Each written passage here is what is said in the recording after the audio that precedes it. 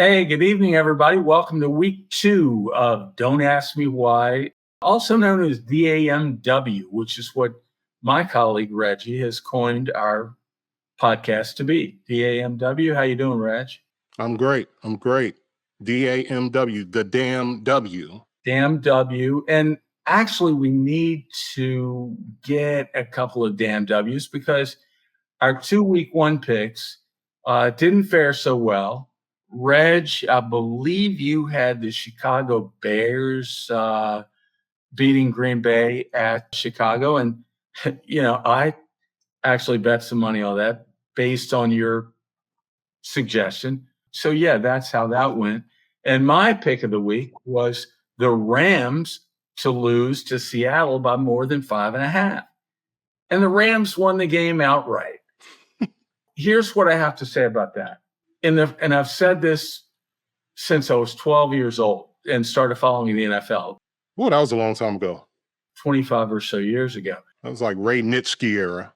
Yeah, so at 25 years ago. And I've always said that in the NFL, especially the first 2 weeks, you have to let things sort of play out. You got all kinds of variables going on. You got players that are injured, players like Joe Burrow and playing against Cleveland.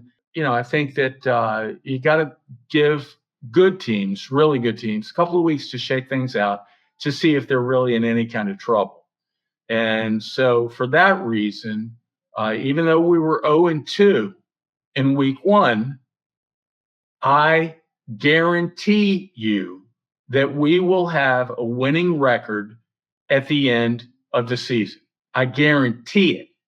Guy puts a fancy guarantee in a box because he wants you to feel all warm and toasty inside. Yeah, makes a man feel good. You figure you put that little box under your pillow at night, the guarantee fairy might come by and leave a quarter. Am I right, Ted? You got that. That's a done deal. So we'll go on from there. So if you're an NFL fan, media person, a podcaster like we are, love a week like we just had. Hey, real quick, before you go any further, I just want to apologize to the folks regarding my pick. That was some really homerism that I showed. My bad. But for Justin Fields, I shouldn't have the same uneasy feeling that I had in the second half of his rookie season, in the full season 2, and then now, then what we have now, the O-line is spotty. Chase Claypool is caught on tape doing Jack Diddley. Gosh. The defense was just a revolving door. I personally was embarrassed. Needless to say, I will not be picking that Tampa Bay game, and my Bears are without a doubt a team that are in jeopardy of going 0-2. Yeah, we'll discuss that in a few. Yeah, so it's got to be painful. I know that hurts. It really is. So I know that hurts. My mea culpa, if you will. Yeah, mea culpas are always good. We like America is about apologies and accepting apologies. So as far as observations of the first week, Reg, we already went over our picks, but bad quarterback performances.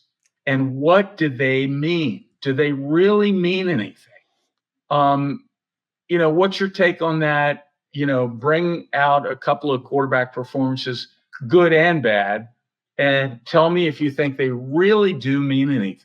The trend is always the offense is usually going to catch up to the defense, week 2, week 3. So that's not a surprise, but it did seem abnormally bad in terms of quarterback play.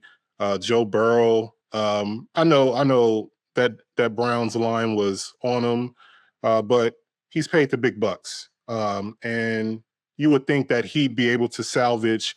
Did he? I don't think he broke the 100-yard mark. No, it was like 36 yards at halftime. So that right there, was a little discouraging to see. But a quarterback of his caliber, he'll get it together. But that was a shock. And then, look at Jared Goff. And I think he benefited from the Chris Jones absence. But they look good. They look scary. They look like they actually had preseason work done. They were playing in the preseason. It looked like they had some chemistry. I really like what's going on with them. But Jared Goff definitely was part of the few impressive quarterback performances that I saw. They're a team on the rise. There's no question about that. Certainly. They look good, and I love their coach. I thought that last year they were, I hate to use the word victim, but I because in the NFL that shouldn't even come into play. But they lost so many games at the wire, literally at the wire. If you think about it in a horse race perspective, horses getting beat at the wire, they lost like 3 or 4 games like that. Like with field goal kicks hitting the crossbar and bouncing over, stuff like that from like 62 yards. They deserve better things. So I'm kind of pulling for them, and I know you're not. I know you're not. But as far as you were talking about quarterbacks and quarterback play, the only point I have on that is with the fact that the average in the NFL in terms of points was only about 20 points, right? So offense, that suggests to me that offenses really don't pick things up until a little bit further down the road. And the Joe Burrow performance, I throw it out the window. And the reason I throw it out the window is that there's 16 weeks left. They are a Super Bowl contender. They were playing on a muddy field, and another horse racing analogy. They're obviously not mudders. They're not a team that likes to play in the slop. And so that's my take on that. And I think that Burrow will come around. He's too good. And I wouldn't worry about that. I would argue that a championship team should be able to play in the slop, deal with, weather conditions, come wintertime, December, January time, providing that they're more than likely will be playing. Who knows? You may have some colder conditions. So, championship teams are able to endure and weather the storm. Sure. Week one after a short preseason for Joe Burrow, I give him a pass on that. I think that for quarterback performances, you got to look at Geno in Seattle. They aren't the team that a lot of people thought they were. I was a little bit surprised that Tampa went to Minnesota and beat the Vikings, but I did mention in podcast 1 that I had Minnesota on the downslide because Cousins, I think, has lost some weapons, and I just don't think that I think that their window is shrinking very rapidly. So let's move on, though. We're talking about quarterbacks. We're talking about week 1. Is anybody in trouble after week 1? What do you think about that, Reg? The Bears are in trouble. They're going to Tampa Bay.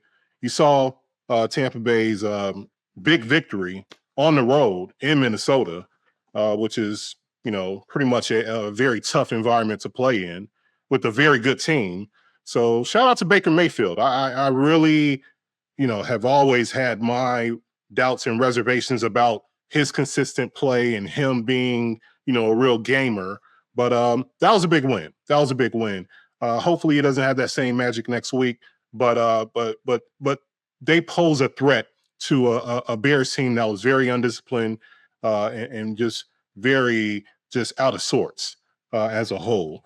But the Giants, oh man, they're in trouble. Now they should bounce back in Arizona. But here's an interesting one for you. Guess how many sacks the Arizona Cardinals had against Sam Howell and the Commanders last week? Just guess how many? 3. They had one less than what the Cowboys did to Daniel Jones. The Cowboys sacked Daniel Jones 7 times. Yeah. The Cardinals sacked Sam Howell 6 times. Yeah. So I'm going to say that O-line for the Commanders, maybe, I know they're in a rebuilding phase as well. Yeah. But, just based on the look of that O-line for the Giants, they may have an issue. That the linebacker, Dennis Gardeck, had 2 sacks. So they'll bring some exotic pressures. Who knows? So they should be careful because that's a game that they should win. Sure. But if they lose that game in the New York market, it's going to be hell to pay, I think. And against the spread, let me tell you something, full disclosure. When it came to my pick for this week, I considered, it was in my final two, to pick Arizona getting 5.5 against the Giants at Arizona. Because when let's say that the Giants had lost to Dallas by under a touchdown or something like that, or even 2 touchdowns, right? But 40 or 3, right? That's a shellacking. It has mental implications on the team. We got beat 40-0 at home by a division rival. And on the other hand, Arizona, chip on their shoulder, bunch of guys that almost beat Washington, right? They're coming home and they're thinking like, you know what? We're playing a team that just got beat 40-0. We got to beat them. So absolutely, very much considered that as my play, but I didn't. But at the end of the day, didn't pull the trigger. And by the way, I like the chess move by Micah Parsons.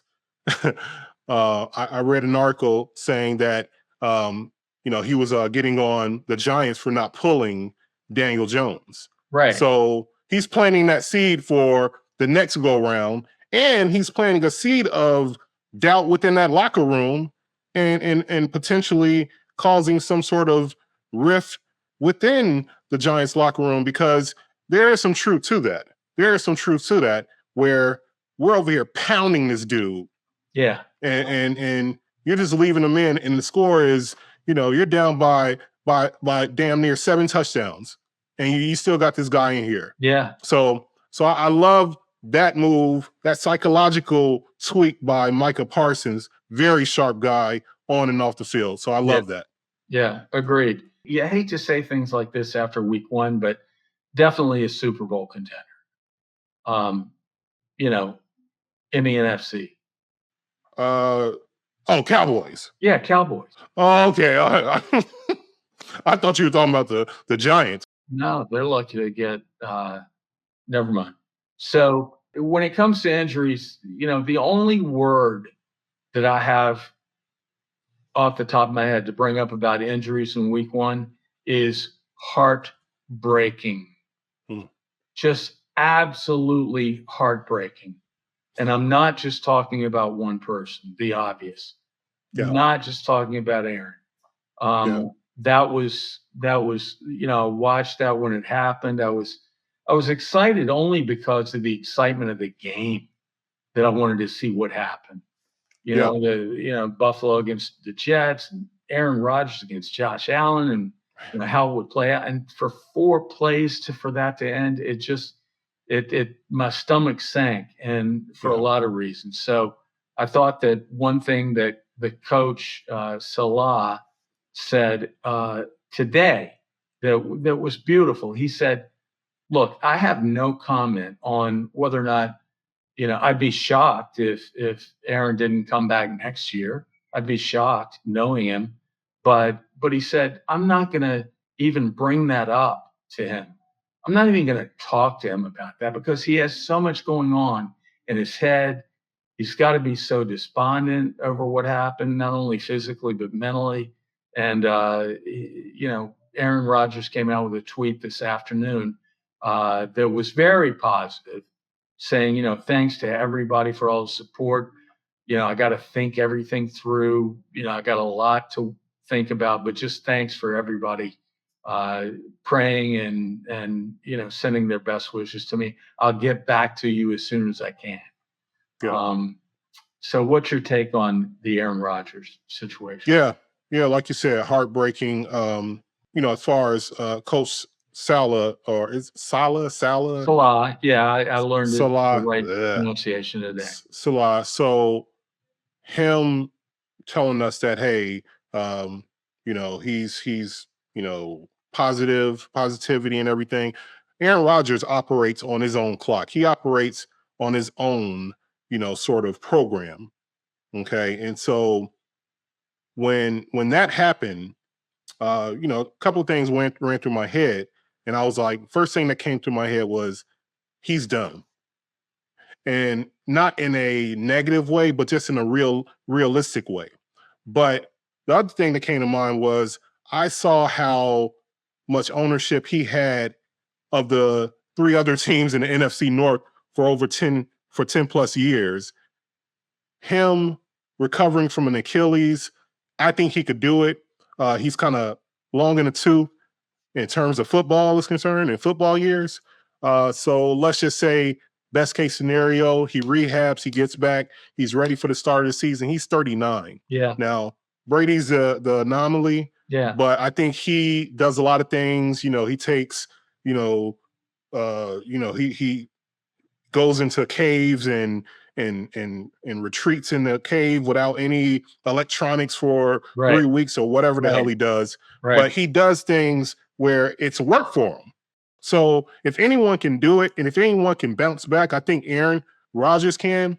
But I have my doubts, but I'm rooting for him. I am rooting for him. Regardless of what uniform he was playing, if he was a Packer right now, I'm rooting for him to get back because it's good for the game. Yeah, absolutely. 100% agree with everything you said. Even as terrible as it was, the J.K. Dobbins injury for Baltimore. My gosh, this guy, he's come back to injury after injury, and then, he scored early in the game, and running hard, and back to his old self, and and then that happens. It's you made a good point earlier about how you were against Green Bay, the last 10 years because you wanted Chicago to beat them and whatnot. But I think that NFL fans, by and large, more so than in college, are a fraternity, right? They appreciate Hall of Fame caliber players to the extent that they hate to see when they're down. I always looked at it like that I want to beat you at your best. A lot of people disagree with that. A lot of people say, "Oh, I'm fine if you have 10 players out. I'd rather." Okay, that's fine. My history is just that I'd rather beat you with your best, and it means just a little bit more when you've got your best going up against my best. Yeah. So, what was your feeling about the Dobbins injury? Before that, a recent case of the facing someone at their best. I know during the divisional round? No, or was it the championship game? NFC championship game with the Eagles and 49ers. I believe that was a championship game. Yeah. Purdy goes out. Yeah. They weren't at their best, and it was pretty much a wrap from that point. Yeah. And the 49ers defense stood tall, but a lot of people were kind of saying, hey, if Purdy is in that game, it potentially could be a different outcome. I agree with that 100%. Yeah. I think they win that game. Yeah. So who knows? If was a fifth, we all be drunk. You know the saying. But as far as J.K. Dobbins, as far as J.K. Dobbins is concerned, it is heartbreaking. He's young. That's the positive right there. But he's dealt with injuries throughout his career, his short career, and I can just imagine how he feels with a team that looks so that on paper looks so explosive, new offense. He's coming into a new situation. It really is heartbreaking and unfortunate. But in terms of the implications to the Baltimore Ravens, I think they have enough firepower to compensate for that loss. Although they're not going to replace him, but to make up for it, I think they're very well capable. So as opposed to the Jets, where they lose Rodgers and their secondary option may be a little questionable. Well, you know what, though? I think that one of the variables about that people have been talking about this week is how important it would be, although Aaron Rodgers, I'm sure, is really not thinking about this aspect of it too much, is for him to come back the rest of the year and be on the sidelines and mentor Zach Wilson. Mentor him. and because he's been doing it during the preseason. And to me, if the rest of the team is in, pretty good condition in terms of good defense, which they obviously have, some playmakers on offense, hopefully within a week or two, Aaron Rodgers understands that he still has a tremendous amount of value to the team, contributing in a different way.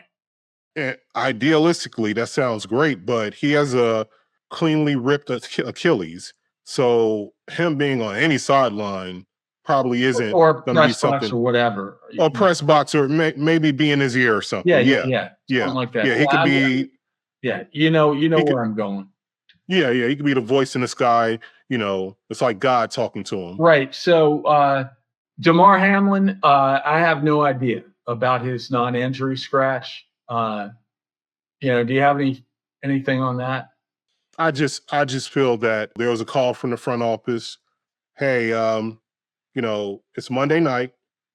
We're not trying to have anything catastrophic happen on week 1, Monday night, where we have a larger audience than we did on any Sunday game, more than likely. So I personally believe that it's really it's tough because he wants to play. You can't deny that, but at the same time, he shouldn't be out there.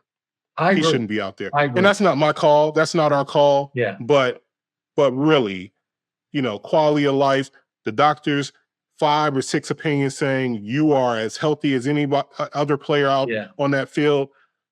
It really gives me pause and something that really makes me a little squeamish.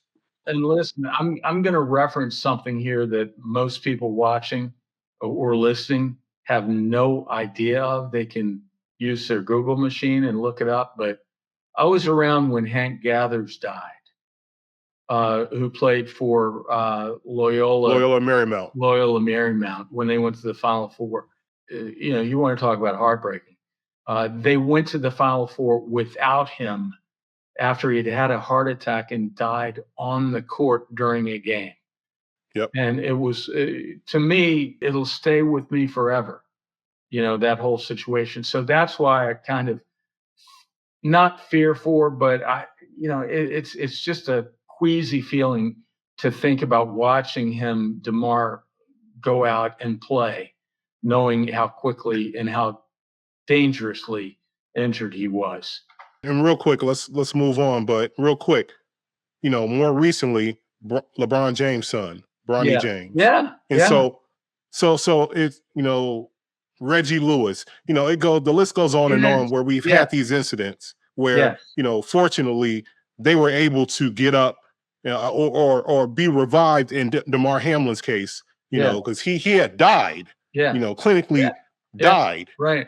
And they brought and was brought back. So just, it really is, like you said, uneasy, kind of queasy. Just, I don't foresee him playing this season. And he has such a great future. And even if he doesn't play, right, he's he got so much support and so much money poured into his foundation to make that be something that touches so many people over time that he's good regardless. He's good whatever happens. Absolutely. So I'm a Washington fan. You're a Bears fan. It kills me the amount of people that love NFL football, even college for that matter, that are so fickle that even when their teams win, they complain. Like, oh, this is too much to have to sweat these things out. And, in college, it's a whole different story. You got the marquee teams are usually favored by 20 to 50 points, right? But if your team, like, let's say Washington won that game against Arizona, they were favored by 7, they won by 5, they won. I know a couple of Raiders fans that I know, right? They sweated it out at Denver, and won 17-16, but they won the game. in a division game. So what is, why are people so fickle, and why do they complain so much that their teams didn't win by more? I think there's a thin line between, fickle, or being fickle and just providing an honest assessment of your team. Because I think primarily majority of the viewers, majority of the folks who are attending games are more casual fans. Mm-hmm. Okay.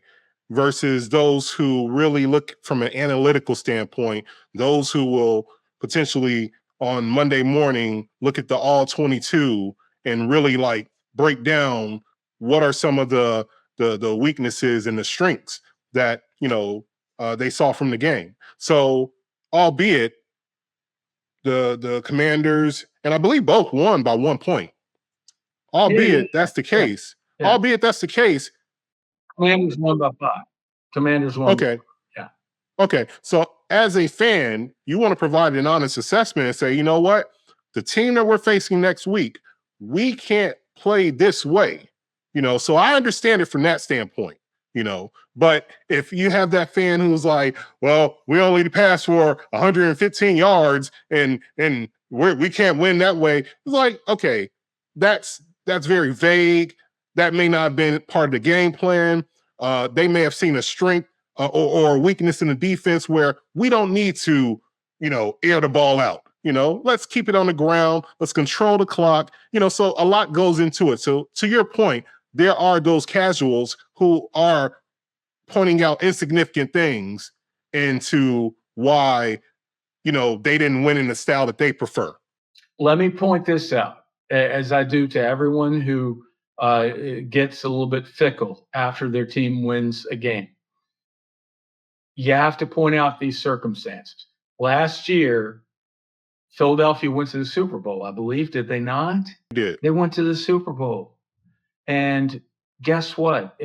Early in the year, Washington, with Taylor Heineke, went to Philadelphia as a big underdog and beat Philadelphia, right? So my point being that it's the NFL. It is professional football. And the movie Any Given Sunday, no truer words that have ever been spoken. Anybody can beat anybody. So take a win when your team wins. Look for things, of course, to improve on, or that you hope they improve on. But 1 week does not portend the next week's outcome. Yeah, I hear you. So good performances in week 1. Great performances. You brought up the Browns. I agree to an extent. As I said, I think that was an anomaly for Cincinnati because I want to see what they do on a fast field. Like if they have a good field on Sunday, I'll look for them to roll. And I think that Burrow's short preseason kind of set him back a little bit, but no excuses. I just think it's NFL football. It was terrible weather. They lost the game. Cleveland definitely has a great defense, and I think that they'll definitely be a factor to make the playoffs this year. They've got a long history over the last 20 years of not getting there, but I think that they're coming around and they have a chance. What other performances, up or down, stuck out to you? Like you said, the Browns defense, regardless of the condition of the field, I think the way Myles Garrett was after Burrow and that D-line is what folks want Chase Young to kind of, resemble. So, yeah, so I think that was impressive. The Cowboys defense, we kind of touched on it earlier. 7 sacks. After a while, just it really became sort of just scary to watch in a sense. So, yeah, very, very much so. When they get you in that situation where you're behind and they start, throwing the kitchen sink at you, it's just, with all that, you got to pass. You got to pass. So yeah, Micah Parsons, Lawrence, yeah, they're nasty. So that was a great performance. Yeah. Brian Burns, albeit in a loss, 3 sacks. I love what he did. And on top of that, although they lost, he is in contract negotiations. He was in a little stalemate prior to the season. Yeah. So pretty much after that performance, I read reports saying, he's saying, you know what? Now you have to pay me, because if I am producing this way, if I produce 15 plus sacks, then I'm going to expect Bosa Brothers money. Yeah. Pick one. I'm going to expect TJ Watt money. I'm going to expect Chris Jones money. Well, so okay. So they had an opportunity. I think they may have lost their opportunity or missed their opportunity, that window, to get them on the sheet, because maybe these edge rushers are getting paid. They're going to be getting mid-30s per year. I hear what you're saying, but they obviously have a lot more holes to fill than that. Okay. Yeah. Go ahead and fill them. Get your putty, get your spackle, start filling those holes. Let me just say this. One of my regrets from week 1 was that, and I did pick one of these. I took the Ravens to beat Houston by more than 9.5 with the rookie quarterback Stroud. And the one thing that I was kicking myself about after Sunday was, why did I do the same thing by taking Atlanta at home -3 or 3.5 against the rookie quarterback on the road? Rookie quarterbacks that start in year 1 in their first game, they don't fare well. They'll both be probably great quarterbacks, but that's almost an easy win for the taking. That was proven out again. So the top 3 rookie quarterbacks all lost. Yeah. Yep. Mm-hmm. And that's the way that goes. So we can move on to our week 2 picks. As I said, I guarantee that we will have a winning record at the end of the year. Like and subscribe down below. Support. And I'll let you go first. Yeah. So I do like the Raiders on the road. That's a huge line. That really is. I have it at 9.5 now. What do you have? I see 9.5 on CBS. Okay. That's a huge line. But nonetheless, I do like what I saw with Jimmy Garoppolo. He's like the definition of game manager. He's not checking down all the time. He's pushing the ball upfield. He's a winner. So I absolutely. So after so many years, what he's done to spell Brady in New England, and what he did in San Fran, and here now, I really like what they're doing as a whole, and I just don't see them losing by more than a touchdown and a field goal. That seems pretty not feasible in my opinion. So I do like the Raiders plus 9.5. Yeah, I like the pick. My pick this week is when I saw the line, I really didn't believe it, but the Steelers are getting 2.5 against Cleveland. Where is that game? That game, I believe, is in Pittsburgh. Okay. So Steelers getting 2.5, right? And they lost the first game. They didn't play very well, but we know who they are. We know that their quarterback's on the improve. We know that Mike Tomlin is 16 years in a row now with a winning record. 16 years. They'll come back, and I think that in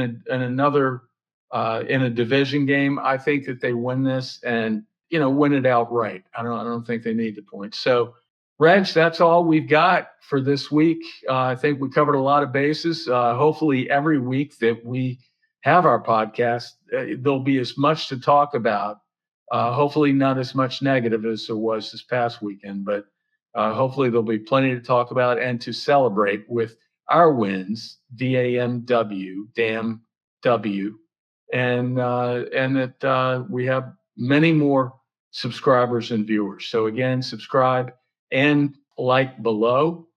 We should be on audio podcasts via Spotify, hopefully this week, and other platforms to come. So hope you enjoyed it. We'll talk to you again next Thursday.